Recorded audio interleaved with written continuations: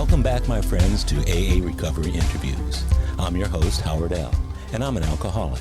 Sober since January 1st, 1988, one day at a time. I'm grateful you've joined us. AA Recovery Interviews is the podcast where Alcoholics Anonymous members from around the world share their extraordinary stories of experience, strength, and hope. I invite you to scroll through my catalog of more than 130 awesome interviews and listen on any podcast app or at the website aarecoveryinterviews.com.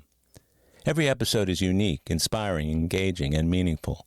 Each story is a powerful testimonial of the recovery available to all in AA. And if you like what you hear, please leave a rating and review on Apple Podcasts. Today is an encore episode of my interview with Preston D. from September 2021. Preston got sober in AA in September 2014. My 47th interview in this podcast series features Preston D., whom I first met when he got sober more than 7 years ago. Since then, we've attended many of the same men's meetings, both in person and on Zoom. Though he moved from Houston to New York City to expand his career as a successful artist 2 years ago, we've stayed connected through online meetings and during his visits back home. As one of my younger guests, Preston has spent his 20s in recovery after a turbulent childhood marred by suicidal ideations and teenage years riddled with alcohol and drug addiction. The marijuana, booze, opioids, and cocaine coalesced into a fast-lane lifestyle and early entrepreneurial success with clothing and sneaker design. But his addictions soon torpedoed his achievements and ultimately took him down in a very short time. By age 19, Preston's rapid descent to the bottom was arrested by an intervention orchestrated by his longtime therapist. That led him into IOP treatment for his many addictions, punctuated by fits and starts, and lots of doubts about sobriety. When he finally got into AA in 2014, he was totally beaten by alcohol and drugs and ready to admit defeat. He started attending meetings and got a sponsor to help him thoroughly work through the steps. As AA became a more and more regular part of his life, it allowed Preston to pursue his dreams of being a working artist and led to his move to New York City. Tragically, over the past year, serious health issues punctuated by debilitating and chronic pain have pushed him to the very limits of sanity and sobriety. Thankfully, the lifelines he tied to the higher-powered center of his AA program have allowed him to hang on without slipping. Today, Preston's recuperation from chronic pain has been eased by his steady involvement in AA, including service work, sponsorship, and prayer. With a lot to look forward to, he continually demonstrates how a solid commitment to Alcoholics Anonymous can enrich the quality of life.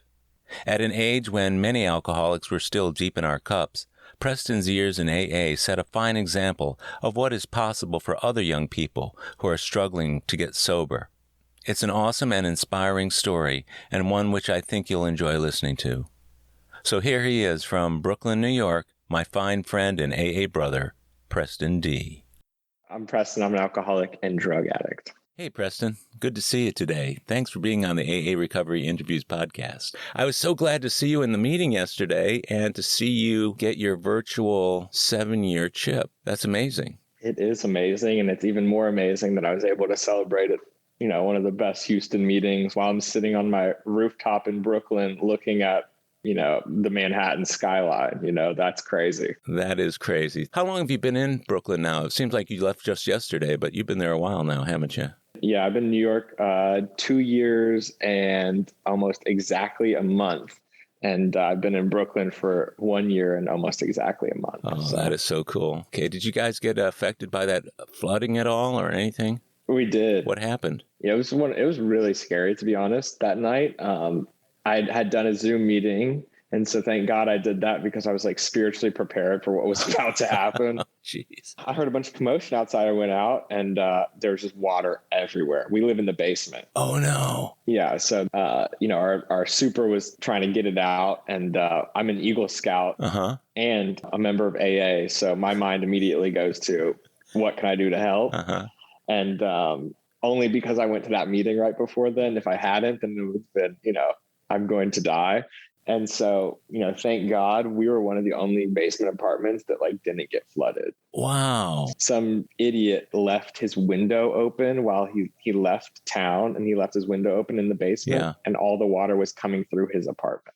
Anyway, I was bucketing water out of our basement hallway for a while that evening. And I just had to stay up late to make sure everything was okay. But I mean, we really lucked out because I have all, this is my studio also. So I have all my art in here, and it was really, really stressful. So I'll bet it was. Did the water come underneath the door, or did you get actual water in your apartment then? No, not ours. Somehow, if I hadn't been bucketing it out there, then I think we would have gotten a little bit. But wow. We're lucked out on this one. God has presented me enough challenges in the past year. He's like, okay, I'll let you slide on this one. Well, that's a good way to think of it. I didn't realize you were an Eagle Scout. That's kind of cool. So you were there to be of service and to help out in any way you could. Then you'd been bolstered by an AA meeting just before. Talk about putting two good things together for the greater good. That's incredible. Yeah, I'm not a great example of Eagle Scouting. Yeah. I can barely tie a knot, but someone's got to get the water out. So did things dry up after that? The neighborhood's still in a lot of disarray at this point? New York is just like bad shit happens every day, to everyone. That's just part of living here. And people move on, they were up all night cleaning. And then, the next morning it's like nothing happened and everyone's on to the next thing. It's strange. So you moved to New York just before your 5th birthday in AA. Correct. What was going on at that time that made it possible for you to go to New York at that point, not only in your life, but in the period of sobriety that you have? Well, sobriety and recovery like allowed me to really tap into who I truly am and what I really want to do with, this life that AA has given me. And that is being an artist. Yeah. And, I had dreaded having to move to New York for years. Really? Probably 3 years at that point. I just did not want to go because, I like being comfortable. But I had hit the glass ceiling in Houston for probably a year and a half, 2 years. I'd done everything I could do, and I got everywhere I could possibly go from living there without living in New York. And, it got to the point where it was like, okay, it's now or never. I had gotten uncomfortable in a lot of areas in my, personal life. It was just time to leave the nest, and in both AA and family. And my girlfriend was applying to grad schools, and I'm like, hey, you should apply to grad schools in New York. That's a real good excuse for both of us to be up there at the same time. And so we moved August 11th of 2019, and my sobriety date is September 3rd. So I celebrated my 5-year anniversary, half a decade. Up here, they say you get your marbles back at 5 years. I celebrated having lived here for 3 weeks. It was very strange because I have so many friends in Houston. I have such a great fellowship there that I still am so grateful to be in touch with because of Zoom. And, I go back every 3 months or so. But yeah, it was very weird celebrating with a bunch of people who I didn't know. And I got to feel like a newcomer all over again. Yeah, I wanted to ask you about that. What did that feel like acclimating to AA in New York City after being in Houston for so long? So hard, and it still is hard. In what way? There are a number of ways. The first way is like just the practicality of the meetings. They're different. They call them qualifications here. Honestly, we're probably the ones who do it wrong, right? Because AA, moved down that way. But I hear this in everyone who moves. It's just not the same wherever they moved to from where they got sober. And because I had been so grounded for 5 years, which is a significant amount of time, and I had some that it made it even harder. But yeah, just the practicality, the qualifications, people leading for 15 to 25 minutes or so at the beginning instead of having a topic. And then you share on the qualification. You have to volunteer at most meetings. So getting my physical hand up was like really difficult for me because I felt ashamed. And like, the people who volunteered to share at, the meetings I went to, that was like, this person might still be drunk. you know?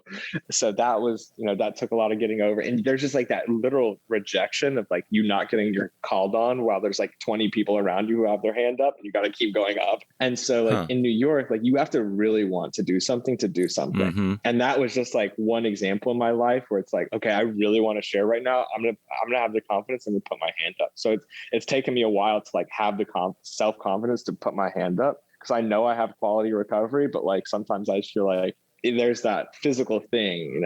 I get that. In fact, I remember back when I started going to meetings where they would call on you instead of volunteering. This was many, many years ago when I was going to my early meetings. They were pretty much all volunteer meetings. And I didn't know when I should share and when I shouldn't. Then I started going to some men's meetings where they were non-volunteer meetings. And I remember telling my sponsor about it. And he said, well, when God wants you to share, you'll be called on. I thought, well, that's kind of cool, so that must mean whenever I get called on, it's not my doing, it's not my ego that's doing that. But then during COVID, I started to go to a lot of meetings online, especially those in your part of the country and other parts of the world, where they are indeed raised hand meetings. And it felt kind of weird. So early on, I asked my sponsor about that. And he said, well, when you need to share, you'll either be called on or you'll find your hand going up.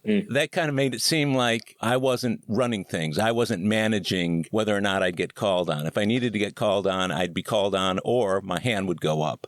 But there wasn't any of this ego like, I need to talk. I need everybody to hear what I have to say. How did you deal with that? And there is some of that here, but it's like at the first meetings I was going to pre-COVID, there were like 150, 200 guys in these meetings, in these men's meetings. So, there would be, 30 hands up at a time or something. And so it really was like, the leader still had a, very significant pull in like, who's going to get called on. Now in these smaller men's meetings that I really go to now, it's like, if you put your hand up enough, like you'll get called on. Funny aside, like on my 7 years of sobriety, I went to a meeting. I kind of waited to get my hand up, later in the meeting, because I'd already said, I have 7 years of sobriety and been recognized for that. And the guy just wasn't calling on me. And at the very end of the meeting, I had my hand up, and the guy who led the meeting, he was like, "Oh my God, I'm so sorry. We just don't have enough time for you." And they closed the meeting. No. And I didn't get to share my 7 years. And I felt so fucking alone. And, I just went home on the subway, like depressed, like no one likes me. I miss my Houston people. They should have at least let me share for like, 30 seconds or something. But that's just New York AA sometimes. So I think that example is like really encapsulates, like there's a much more cold and distant here in fellowship and in how we speak about AA, because people are busy and it requires like someone to really want to like hang out with you, to like commit to going to fellowship. It's really hard to get anyone to do anything here because there's a million options going on. Yeah. And the recovery tends to be skew younger, because people who live here tend to be younger. The people who are older and have time in recovery, who have a family, they tend to like, sometimes work in the city, but, live in Connecticut or live outside of the city. Mm-hmm. So I was friends with a lot of older people when I first came into the rooms. And now it's been strange, like to have to have like a whole group of like young people as friends. And so that's been like one difficult thing to get adjusted to as well. There's a lot of really great young people with solid sobriety at the meetings I go to, which is really great. And I finally feel like I have a fellowship, but it takes time. It takes time showing up to the same meeting every single week. Mm-hmm. And there's more competition for my time because, it's New York. I'm here for a very specific reason. Mm-hmm. It's made me grow up, in AA, in life, in so many ways. Like, it probably would have taken me a lot more time to get to where I am right now, living somewhere else. So usually when we go through the kind of situations like you went through with not getting called on your 7th birthday, the question is, so what lesson have I learned from that? Or what might my higher power be trying to tell me about myself that my reaction was as it was? Did you have that kind of feeling as you were riding on that subway? Like, is there a lesson in this, or am I just, going to feel sorry for myself? Yeah, of course. The first response, emotional response is often like, poor me. And then the second is like, okay, well, like, what does that mean? And to me, it's like, God just wants me to shut the hell up sometimes. And we can get into this in a bit, but like the first time dealing with chronic pain and sobriety with, I've seen 10 dentists, doctors, neurologists, brain MRI, all this crazy stuff with my mouth. Yeah, I heard about that. And there was a period even like 3.5, 4 months ago where I couldn't talk, I couldn't walk, I couldn't move my head really at all. And it's like, okay, like it's time to listen. And so like, I'm very grateful to be like talking to you right now and like not be like flinching from my nerve pain. And, you know, it's like there's huge success in that, but it kind of brought me back to that. It's like, okay, it's time to listen. And I feel like I do a pretty good job at listening. So you're one of a limited number of people who I've interviewed for this podcast series who is on the younger end of things. I've interviewed a number of people well into their 70s and that sort of thing. But how old were you when you first got sober? You know, I probably started trying to get sober when I was about 18. You know, tried to do it on my own, of course.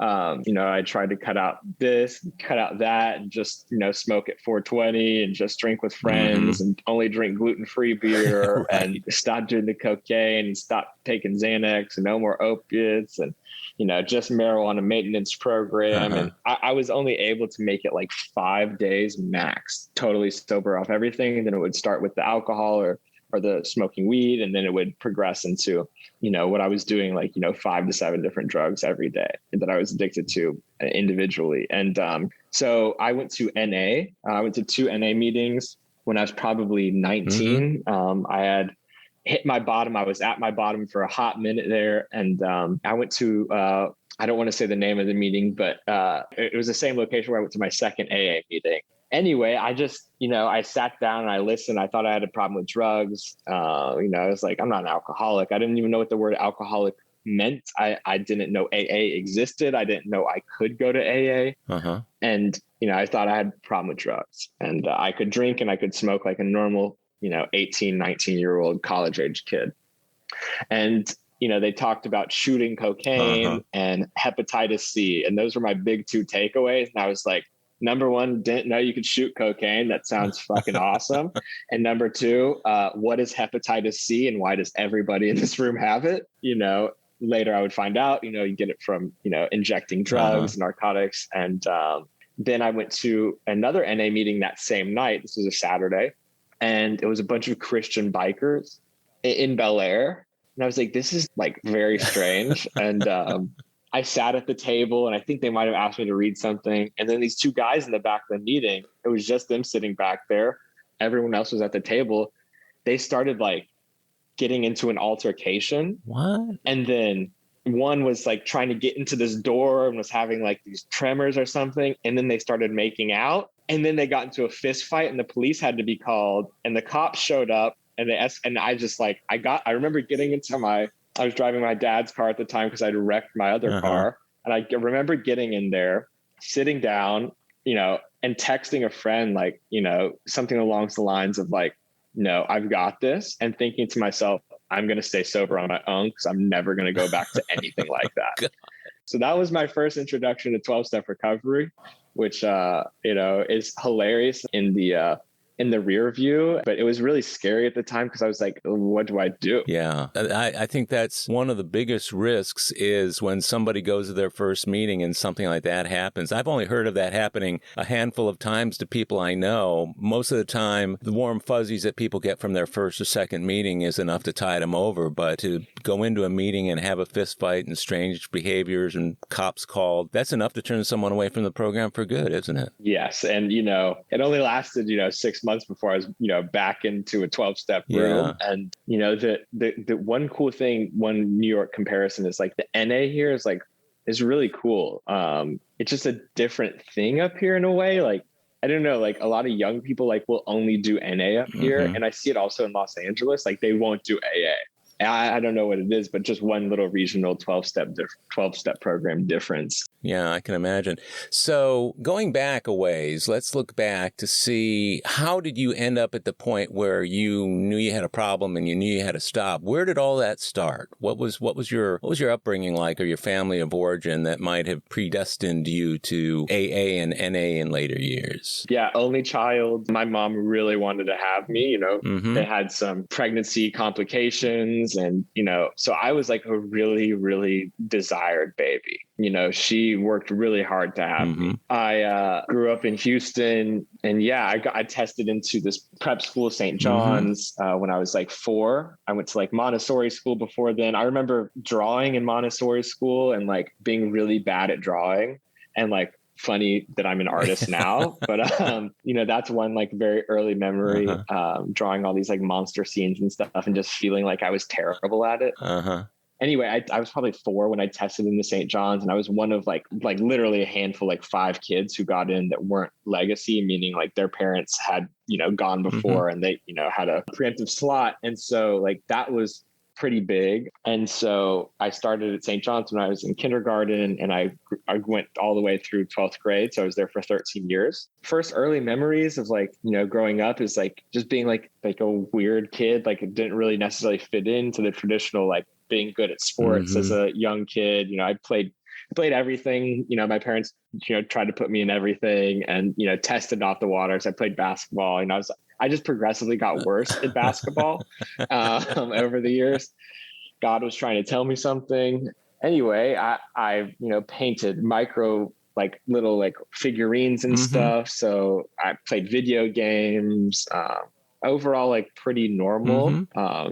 The first like signs of like my alcoholism, I think, showing up were like around 5th, 6th, middle school, puberty age, when I was chubbier as a kid. That my parents had to take me to the doctor, and they thought I had childhood diabetes, but I was just a chubby kid. And so, that's like the image of that. I had a bowl cut because it was like the early 2000s, late 90s. I think that is child abuse to give your kid a bowl cut, but it was cute, I guess. When I was a kid, I was chubby too, until I hit probably junior high and early high school when I finally got through that. But I remember having to compensate for that. I was kind of like the class clown. I acted out a lot, and it was the only way I could get any attention or any acceptance from the people around me, because I wasn't getting it at home. The only place I could get it would be at school, and the only way I was able to get it was by being the cut up, the class, literally the class clown. And I remember I never had a report card that didn't say Howard does not know how to self-control himself, only because I wanted to be liked. What did you do to compensate? Did you have to compensate in any way? No, I didn't. I didn't compensate. I was just always so sensitive.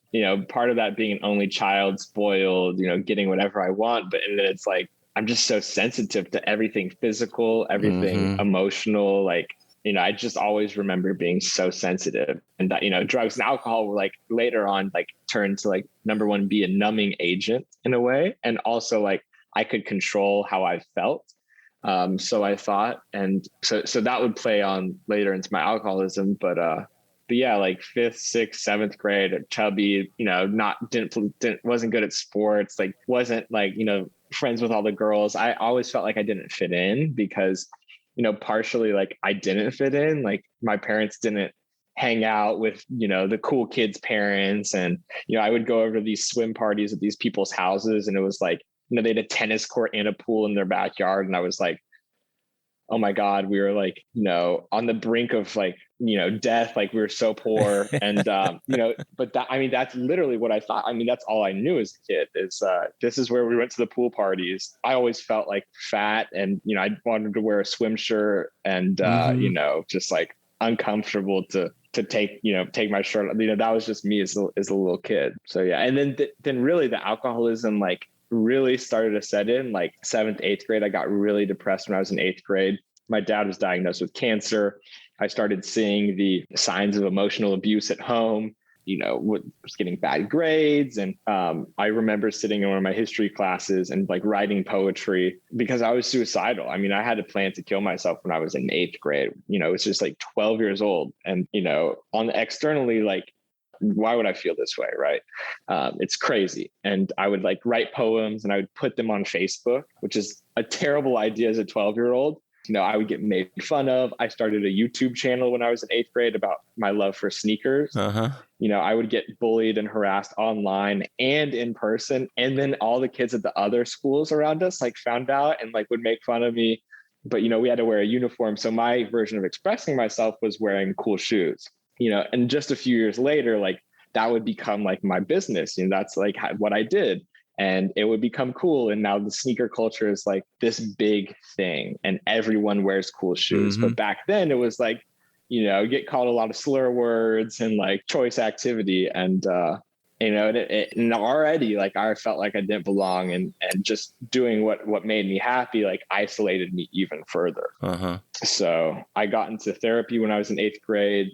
They tried to put me on antidepressants as a 12-year-old. My mom was like, no way. And I got a naturopath. So I started homeopathic medicine. So like fish oil. And I've been on like fish oils since then for antidepressive purposes. And it's like, it changed my life, therapy and quote unquote medication, but really it was supplements, natural stuff. Wow. And so 9th grade, I was still in therapy, still depressed, failing biology. But like by 10th grade, like I started having friends, and I started to feel like I kind of fit in a little bit. I had kept the YouTube channel going on. There was some success. I became a partner with Google. So I had ads on my videos. I was starting to make money from it. Yeah. I was doing these trade shows. I had all these friends now. And that's when like alcohol kind of started to enter the picture, 14, 15, really, because my friends started to have licenses when they were 16.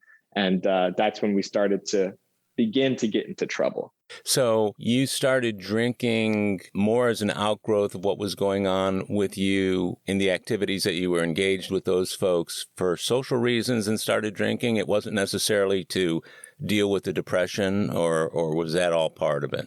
So I would listen to this song by this artist named Kid Cudi. The song is Man on the Moon. And the chorus in it is like, basically saying like, I'll be okay. I have a blunt and a brew. A blunt being, basically like a joint that you roll with like tobacco leaf on the outside, what the rappers smoke. Right. And so that would kind of become my MO by 15, 16. No, I didn't get involved in drinking through, my sneaker friends, and I was interning at like this sneaker store and stuff. I didn't get into drinking through them really, but I started, my friends at St. John's, like buy a bottle of Grey Goose, and like, we had no idea what we were doing. And get drunk on the weekends or something along those lines. But the smoking weed, I would buy like a pre-rolled joint from the manager at the sneaker store who I worked with. He actually was the guy who bought me some Grey Goose once, and, met up like a sketchy drug deal, to buy up. And, it's like so expensive for Grey Goose. But yeah, I had no idea what we were doing. And it was fun, it was fun at first. I remember the first time I got drunk, I was probably 15 or 16 at this kid's house, and we were drinking vodka and Bud Light and eating Cheetos and salsa. Bad combination. I mean, I just got blackout drunk. I remember being on a swing, demanding that my friends take me to this girl's house. And then I was in the front yard puking. My friend was holding my head up. I didn't have long hair at the time. And all my friends had driven off and left me. Just me and the kid whose house it was. I was just passed out on the front throwing up. And they finally convinced someone to come back and get me. And that was the first time I got drunk. Did you black out? Yes. So what you know about that is from other people, not from what you remember. Exactly. Well, I remember throwing up in the front. I remember being on the swing, but I don't remember anything else. So how did you feel after that? Were you a little bit apprehensive to do it again, or were you anxious to do it again? Yeah, I was quite turned off by alcohol. Really? My dad or my mom, neither were drinkers. I come to find out later that my mom's dad died of alcoholism, and my dad had a preference for something else. So yeah, I was turned off by alcohol because I'd gotten sick. And then I bought a pre-rolled joint from the guy who got the bottle of Grey Goose from, and at that same kid's house. And the funny thing is, like, that kid was like such a good kid. It's like super nerdy. Like, I guess his parents would let him like be at the house alone at 15, 16, because he was such a good kid. And we were like not even really friends, and still aren't. But for some reason, the first time I got really drunk was at his house. And the first time I smoked weed, got actually stoned, was at his house. I think like spring break of sophomore year, my friends and I smoked weed for the first time. I was listening a lot to this rapper Wiz Khalifa at the time, and I was wearing my cargo camo shorts and weed huff socks and Converse Chuck Taylors, which was like the stoner uniform, but I didn't even ever smoke weed before then. And I had both of my asthma inhalers in my pockets. I've had asthma my whole life, and I was prepared. They passed it around, and I didn't even get high. Really? But I remember feeling like, these are my people. Like, this is I have my people, I have my tribe. I feel like I fit in. And I remember going back and like hanging out at my friend's house and he had like a hot tub and like we were just hanging out in his hot tub and everyone was like, oh, I'm so high. And I was just like, I'm not high at all, but I'm pretending I am because I've like, these are my people. And then at that kid's house who I got drunk at, we went out in the backyard. I had a big joint and I remember halfway through the joint, all my other friends, they were like, oh my God, I'm so stoned right now. I'm good. And I was like, well, I paid for this damn thing. So I finished the second half by myself as they waited for me.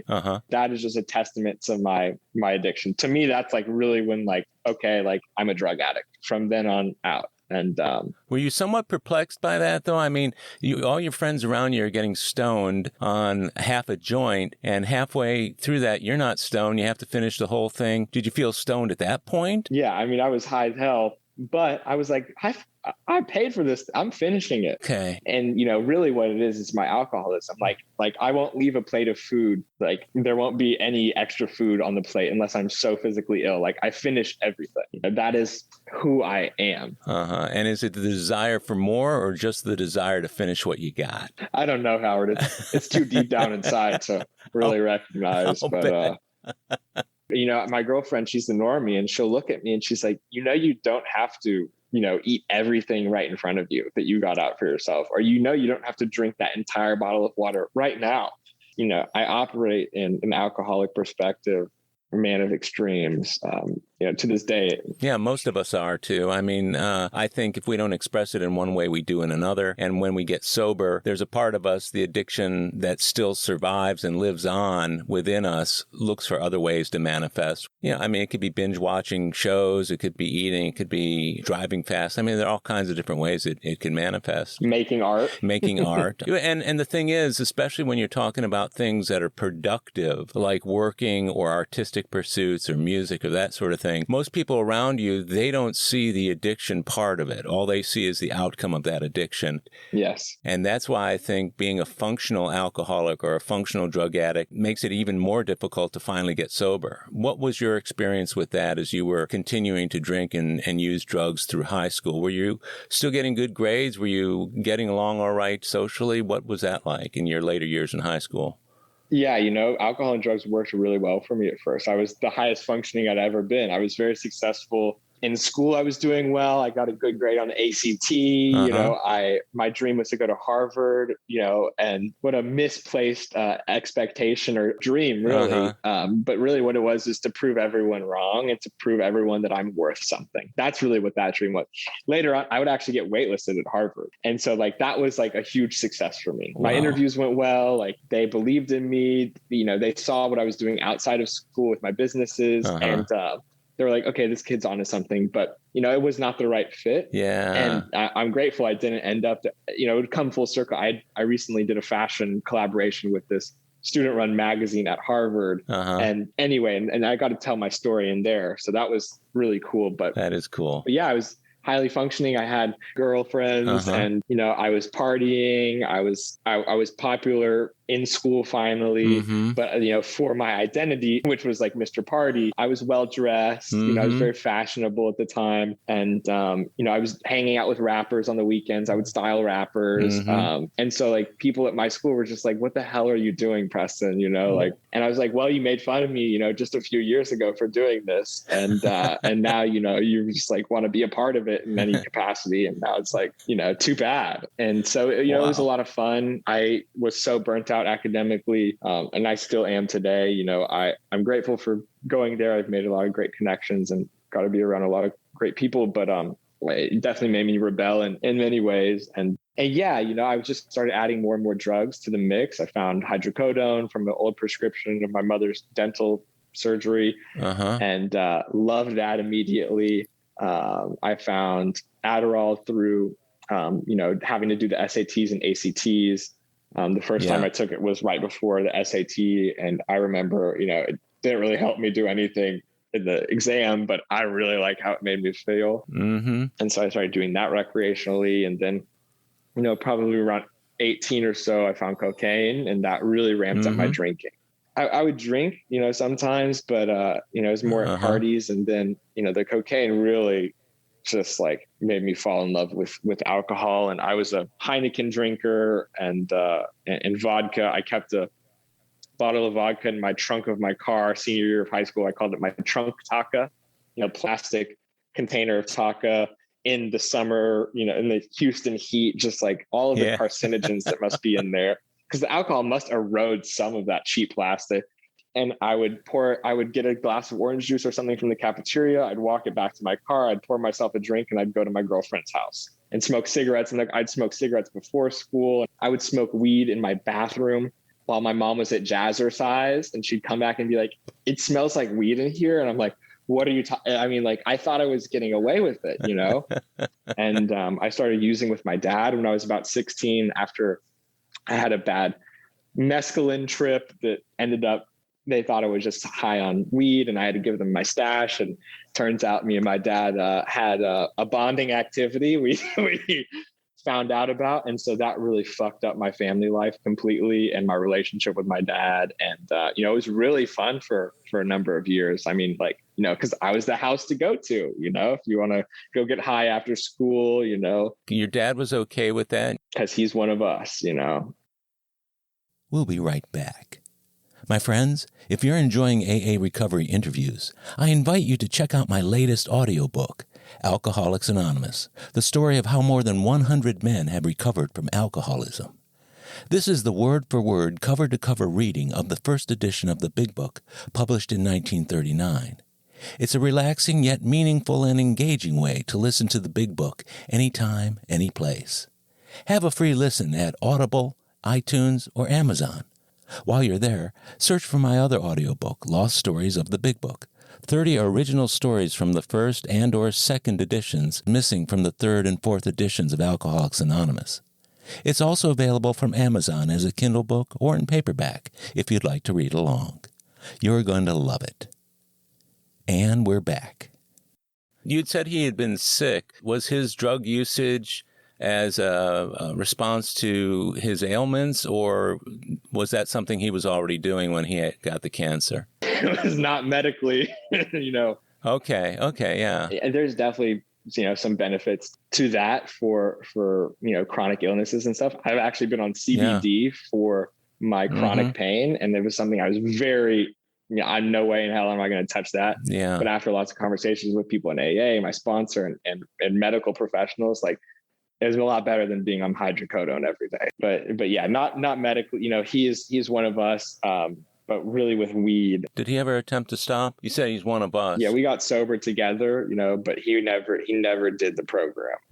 We counted days, while I was in treatment together, and that is a whole other rabbit hole. But no, he's not been able to get sober and safe, and just unwilling to work this program, unfortunately. And I see that a lot with people who just smoke weed, because it's like, it's not destroying your life. You can't see it necessarily, like with alcohol or opiates or cocaine. Well, I always used to, whenever it was, because I was a daily pot smoker for years and years. I mean, every single day. And I remember thinking that, and I've said this before on the podcast, that I always felt like marijuana sharpened me up and alcohol sloppied me up, and it was kind of true. But then I found if I did them both together, I kind of hit a normal level, which is crazy because weed is a depressant also. Yeah, it is.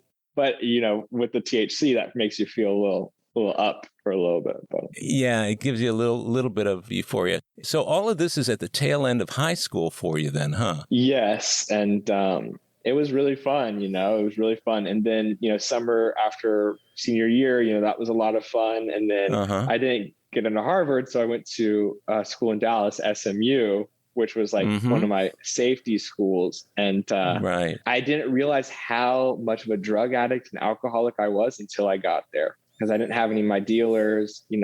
I didn't have, me and my dad, weren't, splitting the weed bill. I was just lost. I was like a deer in headlights. Like, how the hell am I supposed to eat and like function. Like I was so used to like all of my time and energy being devoted to like getting high and getting drunk and getting drugs. And like, how do I add life into my alcoholism and drug addiction? And my first roommate was a kleptomaniac with a severe spice addiction. He would come home from class and smoke spice until his eyes would bleed, and he would have seizures in the middle of the floor, and he would steal shit from me.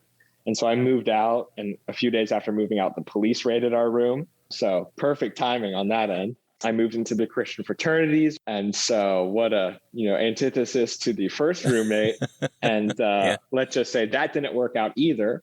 And so I basically ended up living at this hotel across the street from the dorms. And it brought me back to like the 8th grade days where I was like suicidal. I was ready to kill myself. And I got to that same place, but now I had added drugs and alcohol to the mix. I, was severely addicted to Klonopin at the time because I couldn't find Xanax. I had bought every single Klonopin from the dealer who was, down the street. I couldn't get my hands on the other substances I was addicted to as frequently as I would want. I was doing Adderall, hydrocodone, other opiates, weed, cocaine, like Molly and stuff, the MDMA, like along with the alcohol too, huh? Every day. I mean, I was just a complete nightmare mess. And so, cool thing is, 8 years after I was staying at that hotel, this past July, I was able to go back to Dallas to stay at that exact same hotel. And I had an art exhibition in Dallas with my art mentor. And so like, that's the power of recovery. And, I got to go stand on that roof, and I got a photo of me wearing this t-shirt on the back that says freedom. And I was looking at that dorm where I lived in, 8 years prior, in this completely different position, like having this show that got reviewed in the Dallas Morning News. And like, I have a life, that I wanted back then. I thought I had to have drugs and alcohol to be creative. I thought I had to have drugs and alcohol to like be who I am. That was the furthest from the truth. So that was a really great recovery full circle moment as it relates to my time in Dallas. Yeah, what a great turnaround, too. I mean, to be able to position yourself for such a stark perspective of what it was like and what it's like now. So you were at SMU. Did you end up graduating? Let's just say it was a very expensive 3 weeks. They don't let you get away. They don't let you pay week by week. You got to pay for half a semester at a time. No, I probably stayed up there for 5 weeks. 6 weeks. In my mind, it was an eternity because I was so miserable. But it really, really was like maybe a month and a half, 2 months max, because the semester is three and a half months. Yeah, it was a quick turnaround. I came back to Houston. I was convinced that I was an alcoholic. My alcohol and drug use was because I wasn't doing what I loved, which was at the time fashion design. And so I enrolled in the Houston Community College fashion design program, which they have a fashion design building for Houston Community College in Midtown. Wow. And I started going there. The doorman at the building turned out to be none other than Dwayne. I saw him when I came to Holy Name one of the first times, and I was like, that was another full circle moment. It's like, I know that guy. Yeah, he works a strong program too. And he saw me in my bottom, coming into class every day. He would always wear cool sneakers, and I was always wearing cool sneakers. So we just say hi to each other. Anyway, God moment, right? God moment. Yeah, definitely. But yeah, I was doing what I love, but it's impossible to, just do the simple math it requires to cut a pattern or sew. You have to have steady hands to sew. And, I was so effed up all the time. I just couldn't do the work. And so that lasted, probably, 5 weeks or so. As you were sitting there trying to do the math and with unsteady hands, did you attribute that to something else, or were you acutely aware that that was the drugs and alcohol's effect on you at that point? I was acutely aware because like the drugs and alcohol really ramped up when I moved back to Houston, because I had been away from my dealers and suppliers and friends, quote unquote. And, all the people who were left in Houston were the kids who didn't go to college or were taking a year off or had no intentions of ever, doing anything with their lives except using and drinking. And I was like, okay, like my people are here. And so it really, really limited the scope of who I was associating myself with. And the drugs and alcohol, they just got totally out of control. That's really when I started doing my mixture every single day. Yeah, it got really, really bad really quickly. So what, you were about 19, 20 years old by this point? Yeah, 18, 19. Okay, so you're trying to do this thing at the community college. You've ramped up your drug and alcohol use. What were the next months or the period of time between then and when you finally hit your bottom? What were those weeks and months like? So, I was hanging out with my delinquent friends, man. Like, they started robbing my drug dealers, and I was just in such a blackout the entire time. Like the family, like life at home was terrible because of my relationship with my father, and just pinning ourselves against my mother because we were both, using together. And I mean, things got really, really bad. Lots of drugs and alcohol every day. I stole a Lamborghini with one of my oxycodone dealers, what we call Roxy's. Like that was one funny little example of what my life looked like. I would ride around in my car with a box full of sneakers because I was running out of money. I didn't have any more money to buy drugs and alcohol with. So I would try and trade sneakers to my dealers. I would try and sell the clothes off my body because I had these like designer pieces that I'd bought in high school. I remember trying to sell this pair of like $900 jeans, which is crazy that they exist. But like, I remember trying to trade them for like a gram of Coke. I was so desperate. And my friend was my cocaine dealer at the time. We had been friends in high school, and he said no. And he cut me off. I would travel around with a bucket of change. And I would do the math, and it was $60 for a gram. I would be like, okay, let me get $5.14 worth of Coke. And that's 0.1023 grams. And then I would ask him for the dollar bill so I could snort it.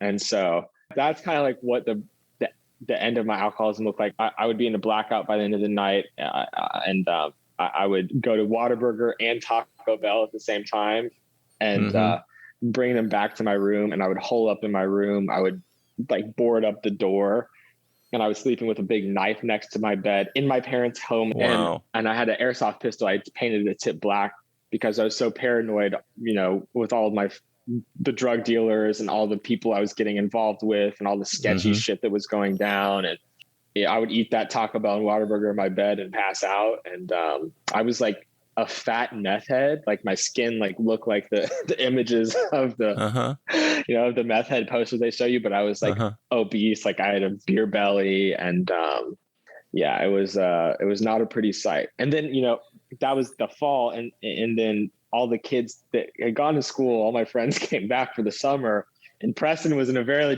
different position than he was a year ago. And I remember busting into my friend's like garage apartment and knocking over this bottle of cough syrup, and supposedly I don't know if this is true, but snorting the cough syrup off the carpet because and that's the Preston they came home to. Yes, you were a real mess for those people to see when they got home. Real mess. Did they hang with you at that point throughout that summer, or were you just with your college dropout or delayed college guys? Who were you hanging with at that point? It was kind of a combination of both when they came back, but it quickly became just no one, because even my friends were like robbing my drug dealers, and like, we were getting into like, very illegal activities together. Like they wouldn't even hang out with me. Because I was so insane, the cocaine. So you were the guy with the worst. You were the guy with the worst problem of all of them. Did they acknowledge that, and did you acknowledge that at the time? Yeah, but I thought it was cute. I was like, oh, this is fun. Like I get to be that guy. I get to be the tortured artist. One of my inspirations was Alexander McQueen, and super tortured, genius, alcoholic, suicidal, depressive, creative type. That's why I looked up to Jimi Hendrix, Jim Morrison. I wanted to go out like them. Yeah, I get it. I was mortified to turn 21 because I knew what it would do to my cocaine use. I knew what it would do to my inevitable DWI situations in jail. And, but yeah, I was dating this girl. She was no good for me. I was no good for her. And, we were just, Bonnie and Clyde getting into trouble, wrecking cars, in blackouts on Xanax, trying to go meet my Coke dealer, just just living a rock star life with, no rock star to back it up. Rock star in your head, maybe, but it sounds like things were unraveling in your life very quickly around the age of, 20, 21 at that point? No, I was 19. I was 19 at that time. You're 19.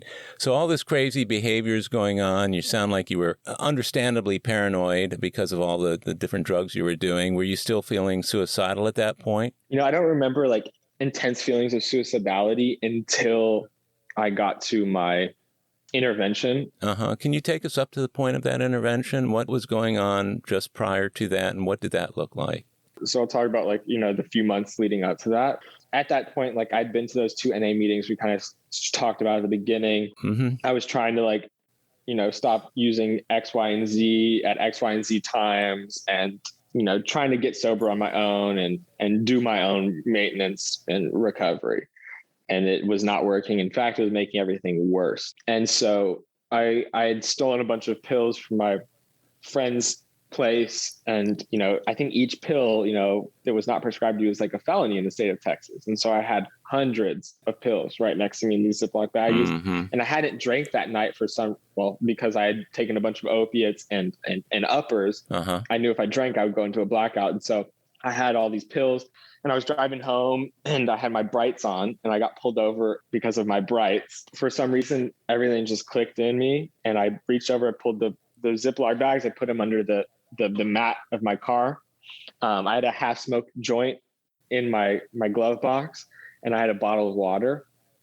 The officer came up to my car door, and he got my license registration. He asked me have you been drinking tonight? And out of nowhere, I go, officer, I'm only 19. I'm not legally allowed to drink. And I let him smell my bottle of water. And thank God it was a bottle of water. But I mean, I had no idea where the hell that came from. It must have been the Adderall that I had taken, right before I got in the car. and that scared me shitless. The jail was right down the block. Mm-hmm.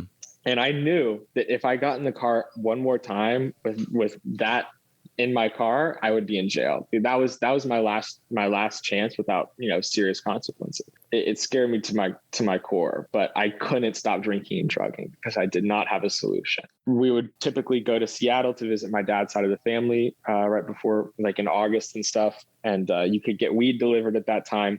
I had taken all my opiates and benzos. I'd packed all my drugs up to go to Seattle with my family. I'd taken all the drugs in the car ride and at the airport in the night I got there.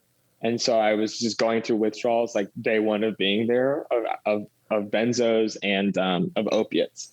And so I just kind of hold myself up. My grandma's in the house, my aunt, my uncle, my aunt recognized that I was on some sort of amphetamine and told my mother because she could see in my pupils. I mean, I looked like a nightmare mess. I looked like a fat meth head. And I kind of hold myself up in that room and just drank and did amphetamines and smoked a ridiculous amount of weed to get off the opiates and the benzos. And so I came back to Houston.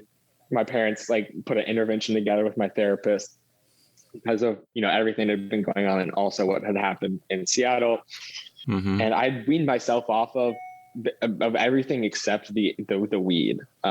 Because I knew my time was up. I knew the gig was up. I knew it was over. I had literally zero friends. All of my drug dealers would not even sell to me because they were convinced, I was doing crazy stuff. And I had that intervention, and it was in the therapist's office, the same therapist I was going to since I was in 8th grade. But I started getting high when I was, 16 and going to therapy. And that doesn't really work too well. She did all the arranging of the intervention. She put it all together. Quite literally, it was like, hey, we want to go to therapy with you. And I think maybe they had a conversation with my therapist, and that was the extent of the intervention. But I knew in my heart that it was going to happen, and I kind of wanted it to happen, and I kind of I let it happen. But I remember looking out the window of, the office and being like, I want to jump out of here like never before. But really, I had wanted to jump when I was in Dallas and when I was in 8th grade. So, that's the third time. Right. I agreed to go to treatment. For some reason, by the grace of God, I got into the University of Houston Honors College while I was in my bottom because a friend of a friend had gotten me in. It turns out they thought I was someone that I actually wasn't, and that's how I got into the program. So God working in our lives, and but they couldn't retroactively take me out once they like found out who I like actually was. And yeah, so I was going to IOP at night, and I would go to U of H classes during the day. And for the first 2 weeks, I would eat lunch in my car by myself and smoke just a tiny bit of weed. Because I didn't have any money to buy weed, so I had to space it out. And I was just like, it just stopped working basically. Yeah. And then eventually after, I had to do all the P tests and rehab, and they were starting to come back because they took 2 weeks to come back. And I was like, fuck, like I have to stop. And I threw away all my paraphernalia. I remember crying over the recycling bin in front of my house with all the bongs and pipes and stuff that I hadn't gotten rid of yet. Yeah, Chris D was the instructor, I guess, and I really liked him. He had 28 years of sobriety. December 26, 1986, when he got sober, he said that every day. And I was like, this dude's cool. Like, he smoked weed with Willie Nelson back in the day. He had this long gray ponytail. He played music, and he had this light in his eyes. And I was like, I want what this dude has. They recommended a sponsor to me because he, quote unquote, liked clothes also. Little did I know that he sold vineyard vines and button downs and button ups. And I was, let's just say, the polar opposite at the time. Yeah. However, I did wear a lot of button ups and preppy stuff in my using and drinking days just to like fit in. I had a short haircut. Like I tried to look normal. Now I have the long hair because I don't really have too much to hide. And, I've never been asked to buy weed from me like so many times in sobriety. Like people are just shocked when like, they're like, you don't smoke weed? I was like, I don't, man. Chris is a good friend from way, way back. I met Chris when I first came in. He's got about a little more than a year on me in the program, but he's helped so many people over the years. And I know a big part of their program, the one he's involved in, is getting people involved in AA. Was that your experience when you were working that IOP program? Correct. And that was, I don't want to say mandatory, but that was like, you have to go to meetings every night that you're not in rehab. You have to go to meetings. And I went to poker night on a Friday night.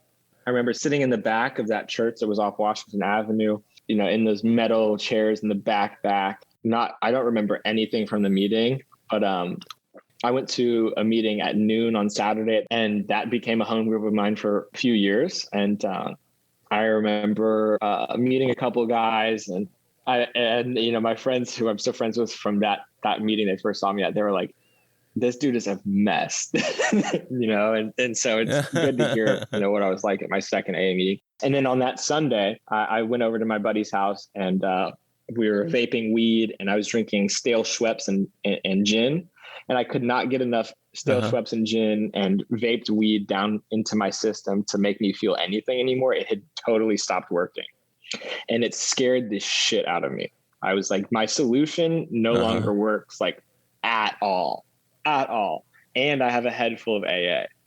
Even though it just been 2 meetings, it totally destroyed my drinking. And that Sunday night is when I threw away all of my paraphernalia. And that Monday I probably had IOP, and I committed to trying it out. And I got that sponsor. I worked all 12 steps with him within, 7 months. I think I did it pretty quickly. Cause I was just ready. I was so ready. And I started sponsoring guys. I got my first sponsee. I got a phone call from this guy right outside of when I was walking to Holy Name on a Sunday night. I was on step 7, I think. He asked me to be a sponsor. I asked my sponsor if I could sponsor him. He said yes. So I started sponsoring this guy who was a ex-gang member from the projects in North Houston. And he was like 300 pounds and I was like 150 pounds. And he called me Hippie P. And he would bring his pistol into the meetings because he didn't feel safe without it. And we got to the point, after a few meetings, I'm like, dude, leave it in your car. You're fine in the AA meeting. And, that was my first experience with a sponsee. And I had a spiritual experience working my steps, particularly, 3, 4, 5. And then I had a whole other spiritual experience taking him through the steps. And yeah, that's kind of like what, early AA program looked like in my life. That's amazing. Well, it's such a great story that leads you all the way into AA. Some of the players that you're talking about, especially Chris, and some of the meetings that you've talked about, these are particularly strong people and meetings that I can't think of better people or meetings to be associated with early on in a difficult sobriety. Yes. So the fact that you were able to stick around and stop the weed, and so you've been sober 7 years. You count the last toke on that joint as your sobriety date, or what do you count as your actual sobriety date? Well, I guess it was that Monday, because I think I got stoned and drunk on that. Well, I didn't even get stoned and drunk, but I used and I drank on that Sunday, and I think that Monday was September 3rd. That's wild. So in looking back over the last 7 years, early on in our discussion, you were talking about some of the gifts that have been inherent in your sobriety over the last couple of years, being able to pursue your dream, move to a place that you had some apprehension about, to meetings that don't feel quite as comfortable, but now things are starting to turn around for you in that regard. What are some of the other gifts that have occurred to you within the last 7 years that probably would not have happened had you continued to drink and use drugs? Oh, yeah. I mean, like everything in my life, you mean? Yeah.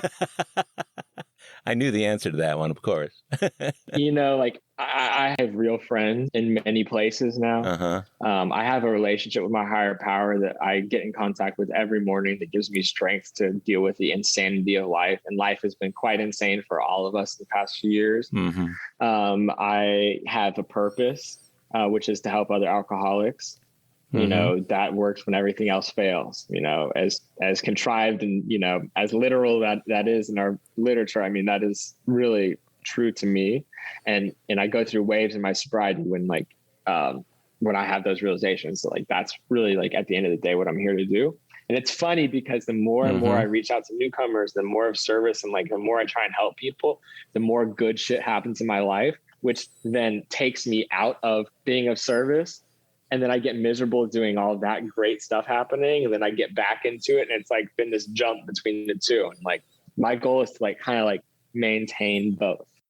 I have a career. I'm a full-time artist, which is an impossible thing. It's impossible to get sober. It's impossible to stay sober. It's impossible to be an artist who sells art and exhibits art in New York or anywhere.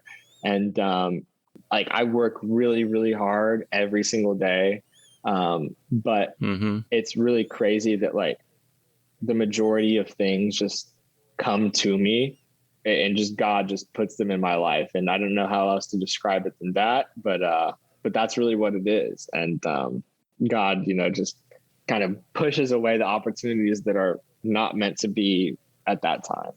And it's hard for me to accept. It is, and I think it is for all of us. One of the greatest gifts of sobriety, I think, for me and maybe for you, is that we're willing to be and are grateful to be available to others. And I know it's that way just about the time I'm thinking that, starting to feel sorry for myself or something's going on, that I'm thinking, geez, I wish I was running the show. God will put somebody or something in my life. It's kind of like what you were talking about, that I have to deal with. And in the dealing with it, it so takes me out of the frame of mind that I was in before, that once I'm dealing with whatever it is, I can't remember what it was that was really bugging me previously. A lot of that has to do with remaining available and there for other men and women in the program. So sounds like you've really built a nice life of sobriety around yourself. Yes. And I owe that, majority to the guys that showed me the way in Houston AA and the old timers, you kind of talked about. And one good thing, you kind of just alluded to it, is the benefits of frying our brains with drugs and alcohol is my short-term memory is not too great. So also it's because I'm so sensitive that I'm so hyper present in whatever's going on right now or what I think is going to happen. And so it's really hard for me to remember, what happened, what did I do for my last birthday or my last sobriety birthday? It's very difficult for me to remember the physical pain I was in, especially as it relates to everything I've been dealing with lately. And sometimes I try and think about that, and it's I have no recollection of what it actually was. And I don't know, it's just this weird thing that I kind of deal with. Maybe I'm just so selfish that I don't I don't process things in my memory that way. Looking at you from my perspective, I see you as a very unselfish individual. Sounds to me, though, like during that time in which you were experiencing all of that physical pain with your mouth, that it's truly amazing that given the level of pain that you were talking about, that you did not slip. How did you manage that whenever the pain was getting so bad that you needed relief? What did you do? I'm unfortunately still going through it. It's coming up on 9 months of this. For the first 4 months, I just couldn't eat on the left side of my mouth. And, food had become like a way of changing the way I felt and, somewhat of an issue. And so like, that was like, okay, now that's taken away from me. And so that was really difficult to deal with. And then about 4 months ago, everything just got worse. And I was up to 20 Tylenol a day, plus hydrocodone, plus another non-narcotic anti-inflammatory. And the pain was still so severe that I couldn't do anything. I mean, of course, relying on AA, relying on God, but like, I started catching resentment against God because I'm like, I'm ready for you to take me out of this. And I recently listened to something the preacher was talking about, asking God to like come into the pain with you or come into the dark situation with you rather than just asking him to take you out of it. So that's been a recent version of the third step that I've been trying to incorporate. That's cool. And, AA, of course, going to meetings, but, seeking a lot of outside help. Like I'm going to hypnosis therapy for chronic pain. I'm in regular therapy now because before the mouth issue, I developed severe panic attacks. And like, I basically became non-functional a year ago at 6 years of sobriety because of panic attacks, living in New York, COVID, the whole shebang. And then I got over that. And then the mouth situation kind of presented itself. So going to a lot of naturopathic, like homeopathic, like, acupuncture, like seeking a lot of outside help and a lot of like opinions from other people. And, I only had to do the opiates I had a surgery and I had to do opiates for about a week and a half after that. And, have someone else manage the pain meds, have my girlfriend manage them. And, they're just not as fun when you're actually like in pain and taken as prescribed. There was part of me that really liked them, that wanted to keep it going, but it's just not worth it. And it got to the point where it wasn't even helping the pain. Yeah. And chronic opiate use can actually make like pain worse over time. Yeah, it can. And all the other problems associated with it. With us. Yeah. So you're still dealing with it, but you feel like maybe you've passed the worst of it. Yes, we're over the hump, but it's tough, man. It just wears me down sometimes. It's just, it's a day. I have to spend like, an hour and a half a day doing like different rinses and like all these things for my health. But anyway, I can walk, I can talk, I can go to the gym. I can kind of eat most things. It just hurts sometimes. That nerve pain is really, really tough. I have a lozenge in right now that's, helping. So that might be some weird sounds, but just part of what I got to do right now. So. Well, I am so thankful that you've been able to do this. I mean, given the pain that you're under and the situation that you're in, for you to be able to come and take this time to share with me, from deep down. And you and I have known each other for probably since you first came in, but having the opportunity to sit down with you for an hour and 20 minutes and share deeply what was going on in your life, what's going on in your life right now, it's such a blessing to me to get to know you better as a result of doing this. And I do appreciate it. I love you, and I wish only the best for you, and certainly would like to see you get past this thing with your mouth so you can, move on to greater and better things. Thank you, man. I love you too. And, it's always a good meeting if Howard is greeting you at the door. So, well, I appreciate that. It means a lot to me. See you, Howard. Take care. Bye-bye. Well, my friends, that's a wrap for today's episode of AA Recovery Interviews. Thank you for tuning in. If you enjoyed AA Recovery Interviews, will you please tell others how to listen to it? Think of it as a little AA service that spreads the word about this rich and meaningful listening experience. It's yet another helping hand that we can all extend to alcoholics everywhere. Visit our website, aarecoveryinterviews.com, where you can listen to every episode of AA Recovery Interviews. And if you want to contact me directly with any comments or suggestions, simply email howard@aarecoveryinterviews.com. By the way, this podcast strictly adheres to AA's 12 traditions and all General Service Office guidelines for safeguarding anonymity online. I pay all production costs, and no one receives financial gain from the show. AA Recovery Interviews and my guests do not speak for or represent AA at large.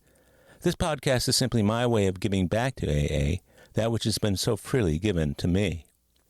The next episode of AA Recovery Interviews is on the way, so keep coming back. It'll be here soon.